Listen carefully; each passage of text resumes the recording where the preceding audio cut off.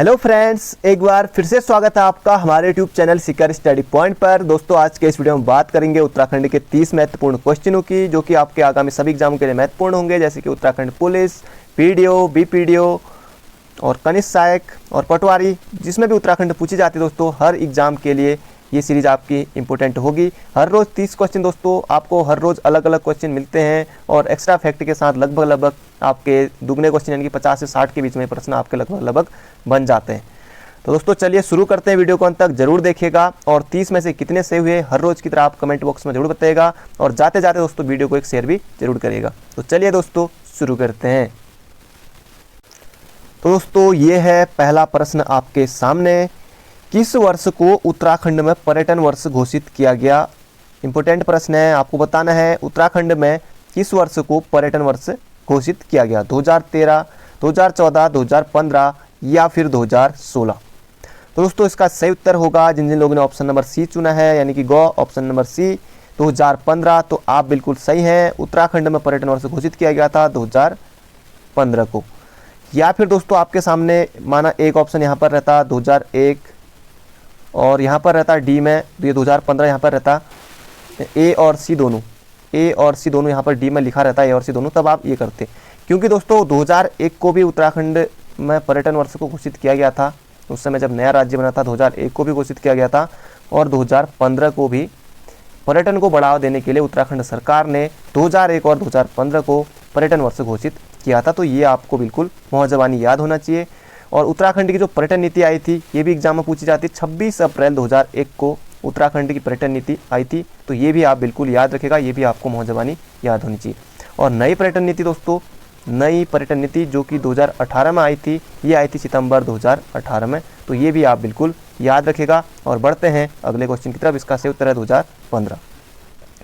अगला क्वेश्चन है, निम्न को मिलान कीजिए। एक तरफ खिलाड़ी दिए हैं और एक तरफ दिए हैं पुरस्कार। अब दोस्तों आपको इन चारों में से जैसे कोई ना कोई तो ज़रूर पता होगा, माना एक या दो तो तभी पता होंगे। अगर चार ही चार नहीं पता है तो इस क्वेश्चन में आप दोस्तों ऑप्शन के हिसाब से मिला सकते हैं। आपको जो आता है आप उसे पहले मिला सकते हैं। अब दोस्तों इनमें बात करते हैं, इनमें इसका सही उत्तर होगा क्या। अब चलो इतना तो मैंने दिखा दिया, अब क्योंकि ज़्यादा दिख नहीं रहा ऊपर को चले जाएगा। आपको कोई दो तो पता होंगे, जैसे हंसा मनराल शर्मा। अब हंसा मनराल शर्मा आपको बताया इनको द्रोणाचार्य से सम्मानित किया गया था। तो ये आप जो डी का है, डी का 3, अब डी का 3 देखेंगे तो एक ऑप्शन यहाँ पर ये बन रहा है option number B, Haridatt Kapri Arjun पुरस्कार, ये भी बिल्कुल सही है। अभिनव बिंद्रा को राजीव गांधी खेल रत्न पुरस्कार, बिल्कुल सही है। मधुमता बिष्ट दोस्तों ये पद्मश्री। तो इतने में ही हमारा ऑप्शन नंबर बी बिल्कुल सही हो गया। इसमें कोई ना कोई आपको जरूर पता होंगे, क्योंकि आप आसानी से कर सकते हैं। माना ये ऑप्शन ना रहे एग्जाम में अलग रहे तो इस तरह के एक नंबर के लिए पूछा जा सकता है और इस तरह के मिलान में भी पूछे जा सकते हैं। तो मधुमता बिष्ट बैडमिंटन क्वीन पद्मश्री, बिल्कुल सही है। हंसा मनराल शर्मा द्रोणाचार्य, ये भी बिल्कुल सही है। अभिनव बिंद्रा और राजीव गांधी खेल रत्न, ये भी बिल्कुल सही है। हरिदत्त कापड़ी अर्जुन पुरस्कार से इनको सम्मानित किया गया था। तो ये भी बिल्कुल सही है। तो ऑप्शन नंबर जो बी है ये हमारा बिल्कुल हो जाएगा दोस्तों सही। याद रखेगा, ये ऑप्शन से कुछ नहीं होगा, इन्हें आपको याद रखना होगा। तो बढ़ते हैं अगले क्वेश्चन की तरफ। इंपॉर्टेंट क्वेश्चन था। अगला क्वेश्चन है, हिमालय की बेटी नामक पुस्तक के लेखक हैं। हिमालय की बेटी इंपॉर्टेंट है, पुस्तक एग्जाम में आता है प्रश्न। हिमालय की बेटी नामक पुस्तक के लेखक हैं बचेंद्री पाल, नीमा जोशी, सरला बहन और राधा भट्ट। दोस्तों बचेंद्री पाल नहीं है उत्तर, इसका सही उत्तर है option number C, Radha Bhatt. Himalaya की बेटी जो पुस्तक है ये राधा भट्ट के द्वारा लिखी गई है। एग्जाम में आएगा प्रश्न, तो आप बिल्कुल याद रखिएगा, हिमालय की बेटी राधा भट्ट। और एक और है तिब्बत की बेटी,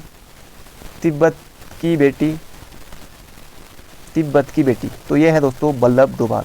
तिब्बत की बेटी वल्लभ डोभाल और हिमालय की बेटी राधा भट्ट। तो ये आप बिल्कुल याद रखेगा, एग्जाम में प्रश्न बनता है।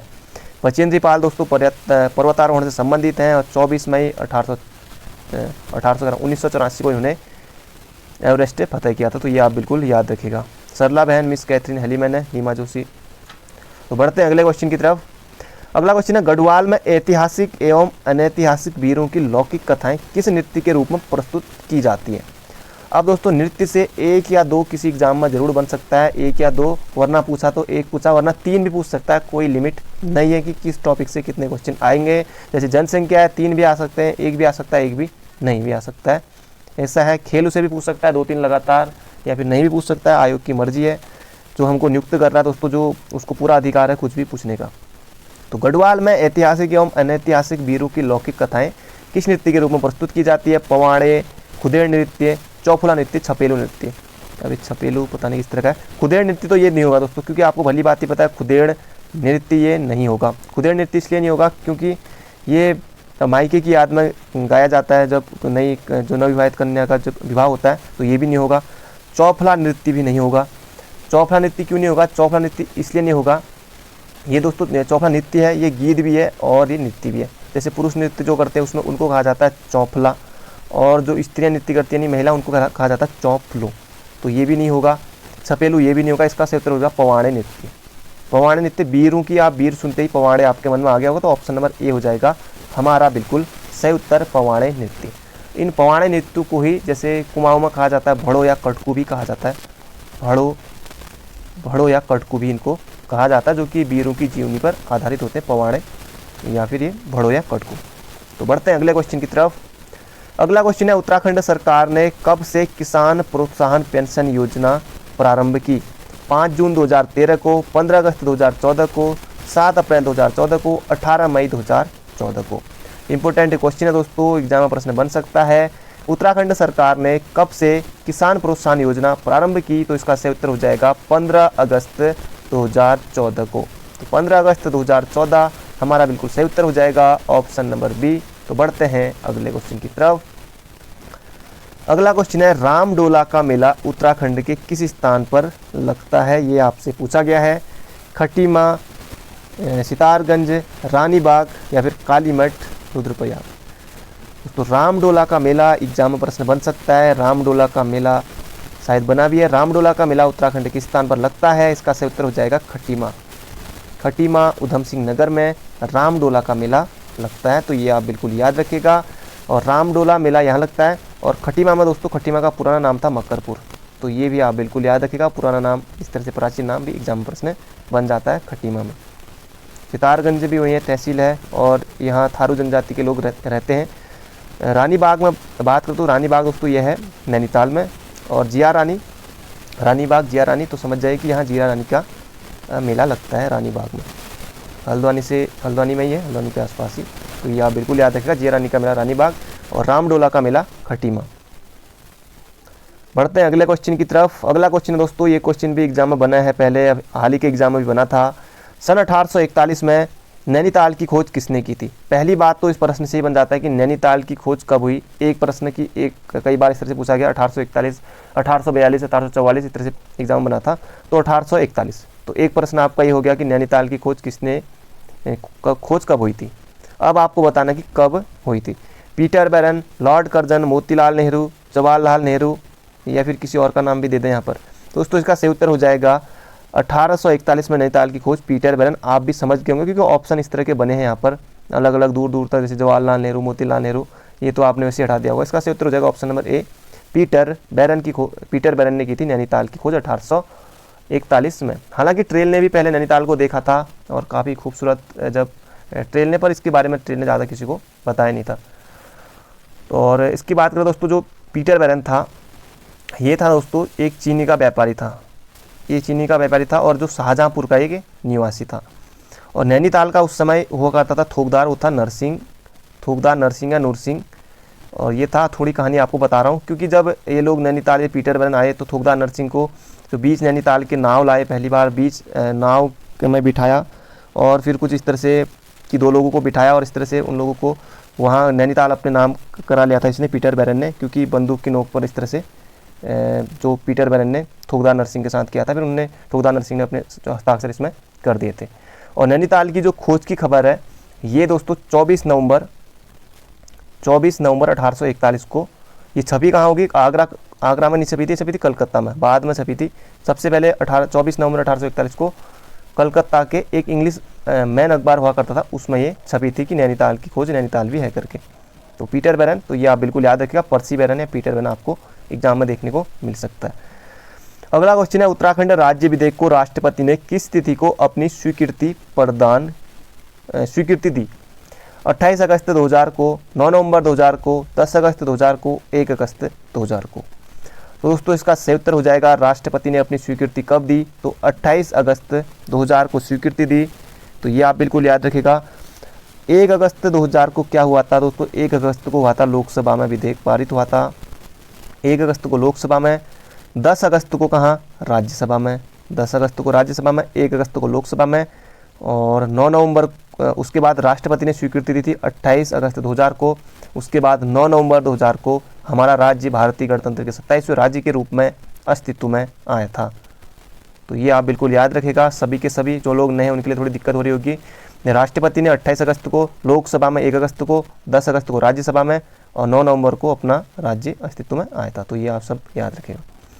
बढ़ते हैं अगले क्वेश्चन की तरफ। अगला क्वेश्चन है, निम्नांकित में से कौन उत्तराखंड राज्य का विश्वविद्यालय नहीं है। अब इसमें आप जो लोग नए हैं वो थोड़ा सोचेंगे, जिन लोग जो अनुभवी हैं वो इसका उत्तर भी आसानी से टिक कर सकते हैं। कुमाऊं विश्वविद्यालय उत्तराखंड का राज्य विश्वविद्यालय नहीं है पूछा है, ये आपको ध्यान रखना है या नहीं। प्रश्न पूछा क्या है, कुमाऊं विश्वविद्यालय, श्रीदेव सुमन विश्वविद्यालय, गुरुकुल कांगड़ी विश्वविद्यालय, या फिर हेमती नंदन बहुगुणा मेडिकल विश्वविद्यालय। अब दोस्तों उत्तराखंड का राज्य विश्वविद्यालय नहीं है पूछा है, तो कुमाऊं विश्वविद्यालय बिल्कुल है, श्रीदेव सुमन ये भी है, HNB मेडिकल विश्वविद्यालय ये भी है। तो इसका सही उत्तर हो जाएगा option number C, Gurukul Kangri विश्वविद्यालय। तो इसका सही उत्तर हो जाएगा ऑप्शन नंबर सी। अब ये दोस्तों इसलिए नहीं क्योंकि गुरुकुल कांगड़ी विश्वविद्यालय इसमें जो है कि आज भी गुरुकुली व्यवस्था है, और इसकी स्थापना हुई थी 1900 में। 1900 में हुई कहाँ थी, हरिद्वार में।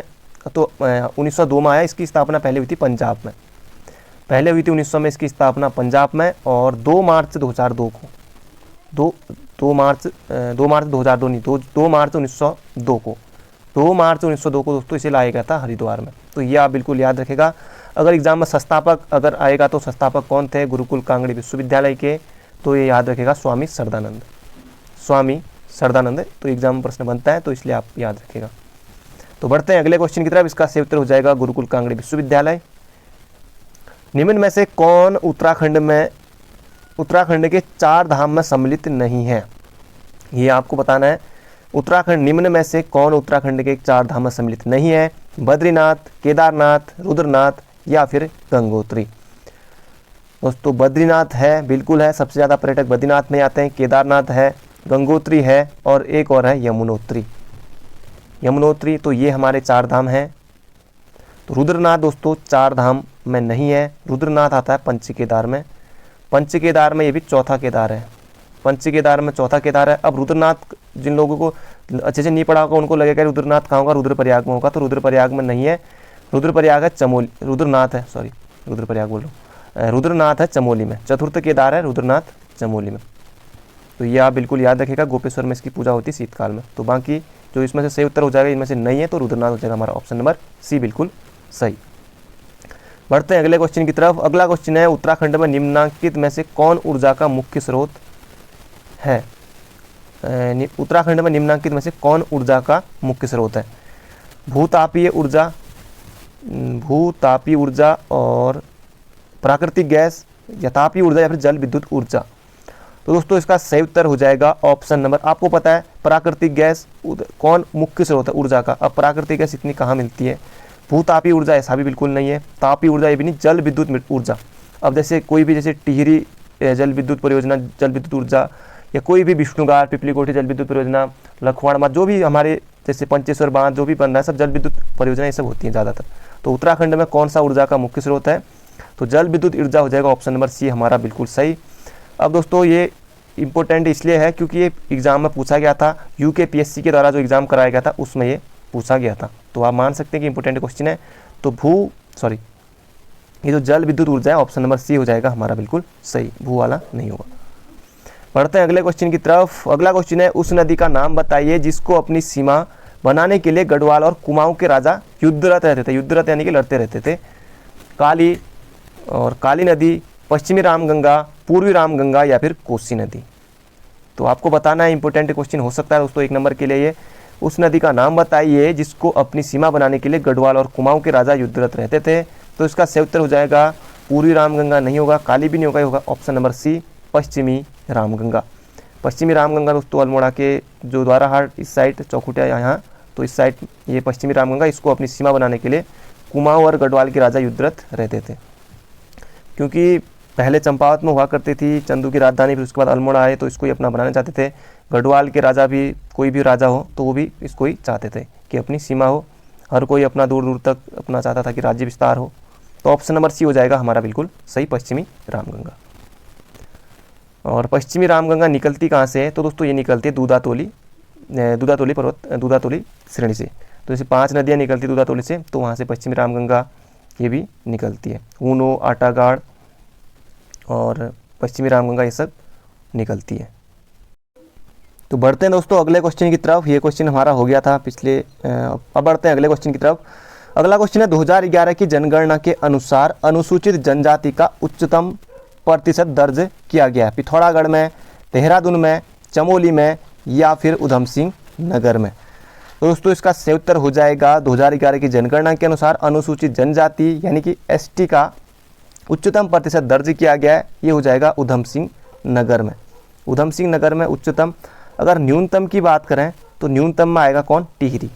न्यूनतम में टिहरी और उच्चतम में कहाँ? उधम सिंह नगर। तो ये आप बिल्कुल याद रखिएगा, इंपॉर्टेंट क्वेश्चन है ये। और एसटी की दोस्तों जो सर्वाधिक आबादी की बात करें तो तब भी उधम सिंह नगर होगा, और न्यूनतम आबादी की बात करें तब होगा रुद्रप्रयाग। और अभी मैंने प्रतिशत के हिसाब से बताया था, न्यूनतम में कम में तो होगा टिहरी। तो ये आप बिल्कुल याद रखेगा। एक थोड़ा कन्फ्यूजन हो गया आप लोगों के लिए, एक बार फिर से बता देता हूँ। इसका जो सही उत्तर है 2011 के जनगणना के अनुसार अनुसूचित जनजाति का उच्चतम प्रतिशत वाला जिला है उधम सिंह नगर, और न्यूनतम प्रतिशत वाला जिला है, न्यूनतम तब आप करेंगे टिहरी। और जनसंख्या में भी सबसे ज़्यादा बात करें तो अनुसूचित जनजाति यानी कि एसटी की, तब भी उधम सिंह नगर। और न्यूनतम जनसंख्या बात करें तब आ जाएगा रुद्रप्रयाग। तो बढ़ते हैं दोस्तों अगले क्वेश्चन की तरफ। अगला क्वेश्चन है मोर ध्वज प्रसिद्ध है धार्मिक स्थल के रूप में, पुरातत्व स्थल के रूप में, औद्योगिक केंद्र के रूप में या फिर इनमें से कोई नहीं। तो मोर ध्वज दोस्तों ये प्रसिद्ध है पुरातत्व स्थल के रूप में, और मोर ध्वज जो है कोटद्वार का पुराना नाम मोर ध्वज था। तो ये आप बिल्कुल याद रखें, कोटद्वार मोर ध्वज। बढ़ते हैं अगले क्वेश्चन की तरफ। डोला पालकी आंदोलन विशेषतः किससे संबंधित है? ये आपको बताना है। डोला पालकी आंदोलन विशेषतः किससे संबंधित है? किसानों से, महिलाओं से, शिल्पकारों से या फिर आदिवासियों से। डोला पालकी आंदोलन दोस्तों ये है शिल्पकारों से। ऑप्शन नंबर बी हो जाएगा हमारा बिल्कुल सही।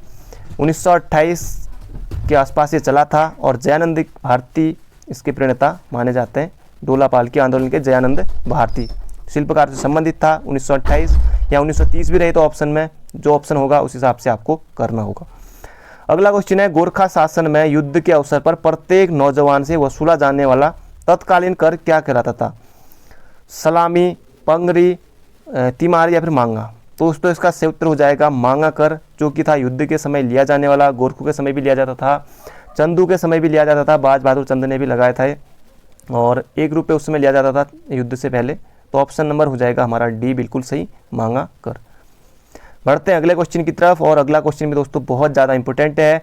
बैरिस्टर मुकुंदी लाल और अनुसुईया प्रसाद बहुगुणा के प्रयास से गढ़वाल कांग्रेस कमेटी का गठन कब हुआ था? इंपॉर्टेंट प्रश्न है। 1910 में, 1918, 1914 या फिर 1920। तो गढ़वाल कांग्रेस कमेटी का गठन हुआ था दोस्तों 1918 में। बिल्कुल याद रखिएगा कौन कौन? बैरिस्टर मुकुंदी लाल और अनुसुईया प्रसाद बहुगुणा, इनके प्रयासों से गढ़वाल कांग्रेस का गठन हुआ था। तो यह आप बिल्कुल याद रखिएगा। इससे पहले कुमाऊं कांग्रेस का गठन 1912 में हो गया था, कुमाऊं कांग्रेस का। तो ये भी बिल्कुल आप याद रखिएगा। अगला क्वेश्चन है वर्ष 1946 में हल्द्वानी में भारतीय राष्ट्रीय कांग्रेस के विशेष सम्मेलन में उत्तरांचल के पर्वतीय भूभाग को एक विशेष राज्य विशेष वर्ग में रखने की मांग उठाई। इस सम्मेलन की अध्यक्षता किसने की थी? यह आपसे पूछा गया। श्रीदेव सुमन। अब आपको पता है 1946 में तो श्रीदेव सुमन दिवस पहली बार मनाया गया था। श्रीदेव सुमन पहले ही शहीद हो गए थे, ये तो होगा नहीं। इंद्रमणि बडोनी, अनुसुईया प्रसाद बहुगुणा या फिर बद्रीदत्त पांडे। तो इसका सही उत्तर हो जाएगा दोस्तों option number C, Badridutt Pandey ने 1946 में कहाँ? हल्द्वानी में भारतीय राष्ट्रीय कांग्रेस के विशेष सम्मेलन में उत्तरांचल के पर्वतीय भूभाग को एक विशेष वर्ग में रखने की मांग उठाई थी, और इसकी अध्यक्षता की थी बद्रीदत्त पांडे ने। इंद्रमणि बडोनी को दोस्तों इनको कहा जाता है उत्तराखंड का गांधी, और गढ़केसरी कहा जाता है अनुसुईया प्रसाद बहुगुणा। और जिनको अभी प्रश्न आया था जिनके बारे में भी, ये 1918 गढ़वाल कांग्रेस। बढ़ते हैं अगले क्वेश्चन की तरफ। अगला क्वेश्चन है उत्तराखंड के सर्वाधिक व सबसे कम बोए गए भूमि क्षेत्रफल वाले जिले हैं? नैनीताल एवं हरिद्वार, पौड़ी एवं टिहरी, पिथौरागढ़ एवं उधम सिंह नगर या फिर उधम सिंह नगर एवं चंपावत। तो दोस्तों इसका सही उत्तर हो जाएगा उधम सिंह नगर एवं चंपावत। तो ये बिल्कुल याद रखिएगा, ऑप्शन नंबर डी। अगला क्वेश्चन दोस्तों ये भी बहुत ज़्यादा इंपॉर्टेंट है। दोस्तों अगर आपको हमारा प्रयास पसंद आता है और अभी तक आपने वीडियो को लाइक नहीं किया तो एक लाइक जरूर कर दीजिए और जाते जाते वीडियो को भी शेयर जरूर करेगा, और नए हैं तो चैनल को सब्सक्राइब करना बिल्कुल ना भूलिएगा। अगला क्वेश्चन है किसान रत्न सम्मान। इंपॉर्टेंट क्वेश्चन है दोस्तों, एग्जाम में प्रश्न बनेगा कि किसान रत्न सम्मान की शुरुआत कब हुई थी। इसमें होता क्या है कि किसानों को सम्मान देने के लिए उनको किसान रत्न सम्मान दिया जाता है। वर्ष 2010 में, 2015 में, 12 में, 17 में। तो इसका सही उत्तर हो जाएगा किसान रत्न सम्मान 2010, ऑप्शन नंबर ए हो जाएगा हमारा बिल्कुल सही। अगला क्वेश्चन है दुधौली का युद्ध किसके मध्य हुआ था। ज्ञानचंद और फतेह शाह, महेंद्र चंद्र और फतेह शाह, सोमचंद और फतेह शाह, देवीचंद्र फतेह शाह। तो दुधौली का युद्ध हुआ था दोस्तों ज्ञानचंद और फतेह शाह के बीच 1703 में। 1703 में ज्ञानचंद उस समय द्वितीय था ये, और ज्ञानचंद द्वितीय और फतेह शाह के बीच दुधौली का युद्ध हुआ था। द्वाराहाट के आसपास पड़ती है जगह दुधौली, और इसका सही उत्तर हो जाएगा 1703 में ज्ञानचंद और फतेह शाह। तो ये आप बिल्कुल याद रखिएगा। अगला क्वेश्चन है पंवार शासकों के समय सिक्के ढुलाई का प्रमुख टकसाल कहाँ थी। श्रीनगर में, कोटद्वार में, लैंसडाउन में, सभी में। अब दोस्तों इसमें उपरोक्त सभी जो करेंगे बिल्कुल हो जाएगा गलत। इसका सही उत्तर है श्रीनगर में। श्रीनगर में यानी कि टकसाल क्या होती है, जहाँ सिक्के ढलाई के बारे में पूछा गया। पंवार शासकों के समय सिक्के ढुलाई का जो प्रमुख टकसाल थे वो श्रीनगर पौड़ी गढ़वाल में थी। तो ये बिल्कुल आप याद रखिएगा। बढ़ते हैं अगले क्वेश्चन की तरफ, और अगला क्वेश्चन दोस्तों ये भी बहुत ज़्यादा इंपॉर्टेंट है, एग्जाम में प्रश्न बन सकता है 1 नंबर के लिए। किसके समय राजदूत भेजने की प्रथा शुरू हुई थी या प्रारंभ हुई थी, किसके समय राजदूत भेजने की। तो ये इंपॉर्टेंट है। श्याम शाह, मान शाह, बलभद्र शाह या फिर उपेंद्र शाह। तो दोस्तों इसका सही उत्तर हो जाएगा बलभद्र शाह के समय राजदूत भेजने की प्रथा प्रारंभ हुई थी। और बलभद्र शाह और रुद्रचंद के बीच दोस्तों ग्वालदम का भी युद्ध हुआ था। ग्वालदम का युद्ध, पहला शासक था जिसने अपने नाम के आगे शाह की उपाधि लगाई थी, किसने, बलभद्र शाह ने। तो बढ़ते हैं दोस्तों अगले क्वेश्चन की तरफ। अगला क्वेश्चन है गढ़वाल का हातिम ताई नाम से जाना जाता है। इंपॉर्टेंट क्वेश्चन है। कृपाल सिंह, अशोक जना बटसर, कुंवर सिंह नेगी या फिर गोविंद सिंह रावत। इसका सही उत्तर हो जाएगा कुंवर सिंह नेगी का गढ़वाल का हातिम ताई के नाम से जाना जाता है। अब ये दोस्तों इंपॉर्टेंट हैं। कुंवर सिंह नेगी ब्रेल लिपि के लिए इनको जाना जाता है, ब्रेल लिपि, और गढ़वाल का हातिम ताई तो इनको कहा जाता है नाम से। इनको दोस्तों पद्म विभूषण से सम्मानित भी किया गया था, पद्म विभूषण पुरस्कार से 1990 में पद्म विभूषण पुरस्कार से। भूषण नहीं है, पद्म विभूषण है, क्योंकि इनमें भी कन्फ्यूजन होता है। तो बढ़ते हैं अगले क्वेश्चन की तरफ। गढ़वाल का हातिम ताई कुंवर सिंह नेगी। अगला क्वेश्चन है तुमड़िया डैम परियोजना किस जनपद में स्थित है। रुद्रपुर में, किच्छा में, जसपुर में, उधमसिंह नगर में, सॉरी काशीपुर में। अब सभी उधमसिंह नगर के ही दे दिए हैं। तो इसका सही उत्तर हो जाएगा काशीपुर में है तुमड़िया डैम, और 1961 में इसका निर्माण कार्य शुरू हुआ था। तुमड़िया डैम काशीपुर में। तो ये बिल्कुल आप याद रखिएगा। अगला क्वेश्चन है उत्तराखंड अल्पसंख्यक आयोग का गठन कब किया गया। 27 मई 2001, 27 मई 2002, 27 मई 2004, तो 27 मई 2003। अब सब में 27 मई है, सिर्फ सन का ही हमको पीछे का देखना है। तो इसका सही उत्तर हो जाएगा ऑप्शन नंबर सी, 27 मई 2003 को उत्तराखंड अल्पसंख्यक आयोग का गठन हुआ था। तो ये बिल्कुल आप याद रखिएगा। अगला क्वेश्चन है उत्तराखंड के प्रथम अशोक चक्र प्राप्तकर्ता कौन है। ये इंपॉर्टेंट है। उत्तराखंड के प्रथम अशोक चक्र प्राप्तकर्ता व्यक्ति कौन है। भवानी दत्त जोशी, छत्रपति जोशी, घनानंद पांडे या फिर मेजर सोमनाथ शर्मा। तो इसका सही उत्तर हो जाएगा दोस्तों भवानी दत्त जोशी। याद रखिएगा। मेजर सोमनाथ शर्मा को प्रथम परमवीर चक्र दिया गया था, छत्रपति जोशी को प्रथम पद्मश्री दिया गया था, घनानंद पांडे को प्रथम पद्म विभूषण दिया गया था, प्रथम पद्म विभूषण दिया गया था। तो ये बिल्कुल आप याद रखिएगा।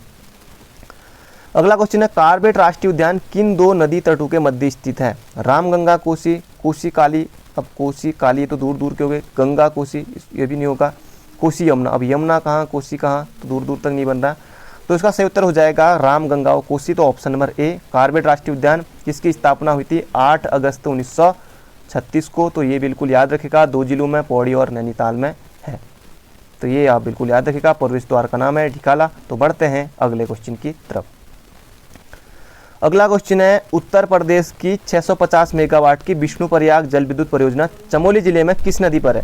मंदाकिनी, पिंडर, अलकनंदा या फिर नंदाकिनी। अब दोस्तों उत्तर प्रदेश आप देख रहे होंगे, पर उस समय उत्तर प्रदेश था, उस समय ये बनी थी।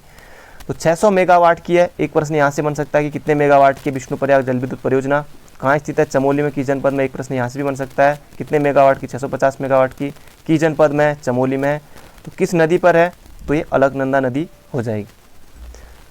और इससे दोस्तों 12% रॉयल्टी के रूप में भी मिलता है विष्णुप्रयाग जल विद्युत परियोजना से, और टिहरी से भी 12% मिलता है और इससे भी मिलता है। तो इस तरह से भी कि किस परियोजना से, अगर टिहरी ऑप्शन में ना हो तो किस परियोजना से 12% रॉयल्टी के रूप में उत्तराखंड सरकार को मिलता है, इस तरह से भी बनेगा तो विष्णुप्रयाग जल विद्युत परियोजना भी आप कर सकते हो। तो ऑप्शन नंबर बी हो जाएगा हमारा बिल्कुल सही। किस नदी पर है विष्णुप्रयाग जल विद्युत परियोजना, अलकनंदा, ये ऑप्शन नंबर बी।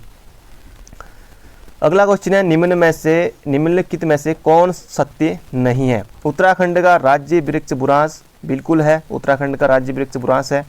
उत्तराखंड राज्य का राज्य खेल बैडमिंटन ना होकर के फुटबॉल है, 2011 में किया गया था, अब हमारा ये सही हो जाएगा। उत्तराखंड का राज्य पक्षी मोनाल है, बिल्कुल है। उत्तराखंड का राज्य पशु कस्तूरी मृग, तो ये भी बिल्कुल सही। तो ये सभी हो जाएंगे, सही हो जाएंगे हमारे। तो इसमें से हमसे नहीं पूछा है तो ये हो जाएगा बैडमिंटन, क्योंकि यहाँ पर मैंने फुटबॉल लिख दिया था, तो अब हो जाएगा दोस्तों सब सही। राज्य वृक्ष बुरांश, राज्य खेल बैडमिंटन, पक्षी मोनाल, पशु राज्य पशु कस्तूरी मृग। तो बढ़ते हैं अगले क्वेश्चन की तरफ। अगला क्वेश्चन है उत्तराखंड के किस मंदिर की बनावट एलोरा के कैलाश मंदिर जैसी है। कटारमल सूर्य मंदिर की, एक हत्या देवाल की, केदारनाथ मंदिर की, या फिर कमलेश्वर मंदिर जो कि पौड़ी गढ़वाल में।